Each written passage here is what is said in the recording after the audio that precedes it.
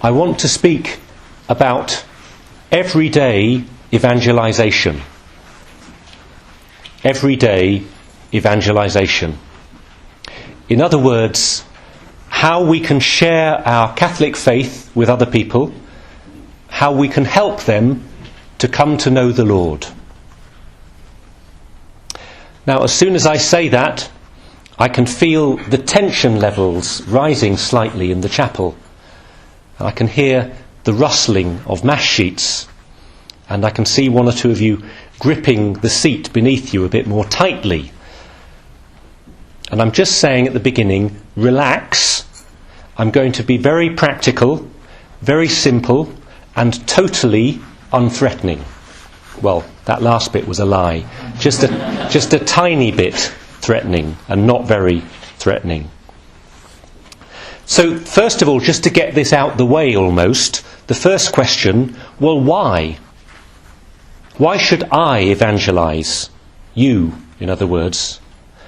You're not a professional missionary, you're not a priest or a nun. Well, there's 3 nuns here, but most of you are not nuns. You're just an ordinary person. What's this got to do with me? And there are different answers. They all come together. One is very human, very simple. We want to share the things that are important to us. It's natural. Say that you've got a new job or a grant. Say you've become an uncle or an aunt over the Christmas holidays, or you've just started dating the person of your dreams. You're dying to tell other people, aren't you? It's perfectly natural. It doesn't need justifying. It's part of who we are. And it's the same with our faith. I'm not assuming that everyone here is always on fire with the faith, but it clearly matters to you. You wouldn't be here each Sunday if it didn't. You care about it, and at some level, for that reason, I believe, that you do want to share it with others. As St. Peter says in Acts 4, we cannot stop speaking about what we have seen and heard. Isn't that lovely? When you have something amazing that's touched you, we cannot stop speaking about what we have seen and heard. Another reason, though, is love. If you truly love someone, you want the best for them.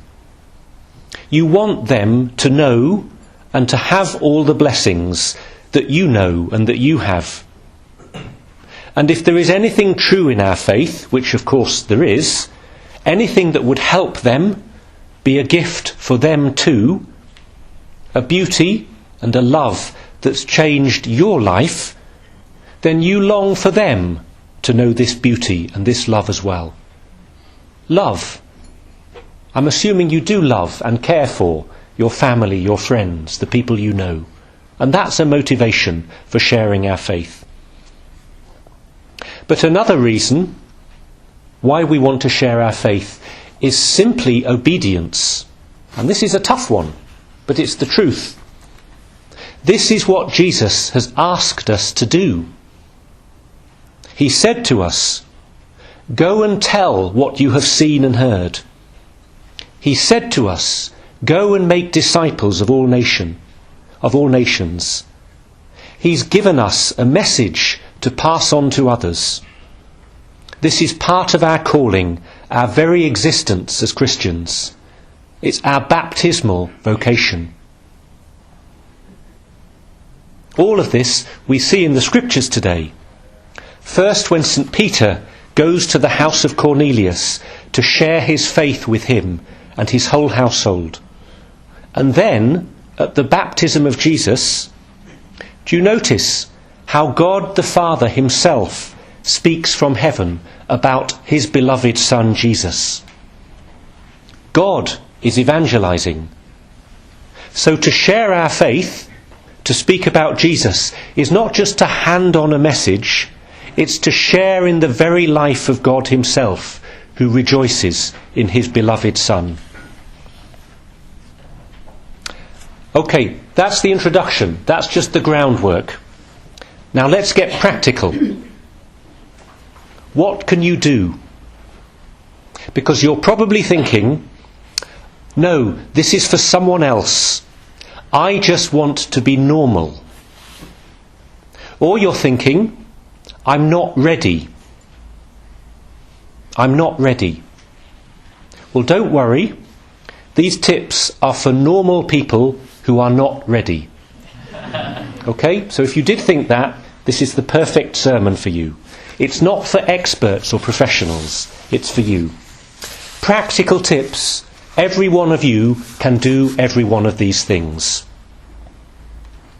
First, pray. Pray for yourself that God will give you a deeper desire to evangelize, and that he will help you to do it in whatever way is right for you.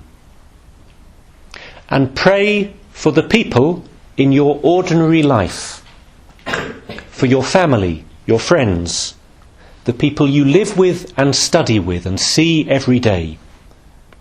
Name them.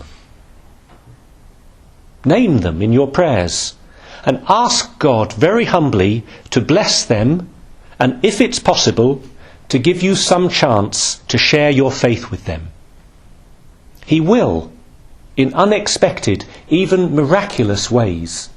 It's amazing what happens if we just say of an evening, Lord, help me to share my faith this week. Something always happens. Prayer. Second tip, open your mouth. Open your mouth. I'm thinking of all those situations, and I know many of you are in these, where at college, at hall, wherever, there's a conversation about religion or faith or some moral issue. Sometimes it's aggressive. A bunch of friends are having a go at the Catholic Church. Sometimes it's neutral. Just some young people talking about religion. Sometimes it's really positive. Someone's asking, genuinely, out of curiosity, what does this all mean? And in all of these situations, you are sitting there thinking, I don't know what to say. And I don't know whether I should say anything. And you're tense inside, because half of you feels you ought to speak and half of you doesn't know whether to or not. You don't know whether to admit you're Catholic. You don't want to seem pushy, and you're a little bit afraid. What will they say? What will they think? And all I'm saying is, for goodness sake, say something. Open your mouth. Speak, even if you're not sure what's going to come out. But whatever you do, don't zip up. Even if you don't know where the conversation's going to go, at least have the courage to say, for example, well, actually, yes, I'm Catholic. And yes, I don't agree with that. Or I do believe this. Or I do go to Mass on Sunday. You're not quite sure where it's going to go, but you know you ought to say something, so at least start. And trust that God will help you. Even if the conversation doesn't seem to go well, at least you've shown others that there is a Christian in the room and that faith is alive. That's the very worst, but I promise you it will be better. Your insecurity and fear, strangely, can be a witness, because it shows that you care enough about your faith to speak about it, even if you're not super confident. And it's interesting, the fears we have. Just do the statistics. Trust me. If there are 10 people in a room and they all seem aggressive and dismissive about faith, they're not. 2 of them are. 2 out of 10. 7 of them will be fairly neutral and even open. And 1 of them will be longing to hear more and will be profoundly touched by your witness, even if you never know which one it was. Don't be afraid. Don't think they're all out to get you. They're not. 2 of them are, but the other 8 are not. Yeah? Don't worry about the 2. Worry about the 8 and what you owe to them. Next piece of advice. This is going a step further. Explain your faith. Explain your faith. In other words, if people ask you about something, do your best to give an answer. I know that you feel you don't have the right answer. You want to leave it to the experts, and as I've already said, you think I'm not ready. Well, the fact is, there are no other experts in the room. And you are the best thing that God has got. God help us. That's what it is. Yeah? You are the best thing in the room. Put it another way, this is a bit more positive, you are as ready as God wants you to be in that moment. So if an issue comes up, be brave. Do your best to explain it. You may not give the perfect answer, but it will be a reasonable answer. If someone asks about whether there's a God, or what the church believes, or why you do or don't do this, do your best to explain it. You may seem to fail, and you certainly will probably not convince the other person, but at least you've tried. The point is not to win an argument, it's to offer a reasonable explanation, to witness to what we believe. And if you've done that, you've done a lot. And some final tips. These are almost just throwaway things at the end that you might try. They don't need a lot of explanation, but just to finish with these. And people have suggested these to me, and it's why I'm glad to share them with you. If someone tells you about a problem they have, a difficulty or a complaint or whatever, a friend, just say to them at the end of the conversation, "Oh, I will pray for you. I'll pray for this." Very simple. Offer to pray for them. It will touch them, and of course you must then pray for them. Yeah? This is about prayer and not just witness. But do you see how simple it is? Someone's not talking about faith. They're just sharing their life with you. Offer to pray for them. It will make a big difference. Secondly, do invite someone to come to something to do with your faith. And here we are at Newman House. Invite them to something. It might be to come to Mass with you on Sunday morning. It might be just a social, just to meet some friends. It might be a talk or a prayer group or something about the Catholic faith. But offer them an invitation, and you'd be amazed at how curious many people are. Lots will just say no thanks. But 1 or 2 this term, if you invite a few people, will say yes. Wouldn't that be wonderful?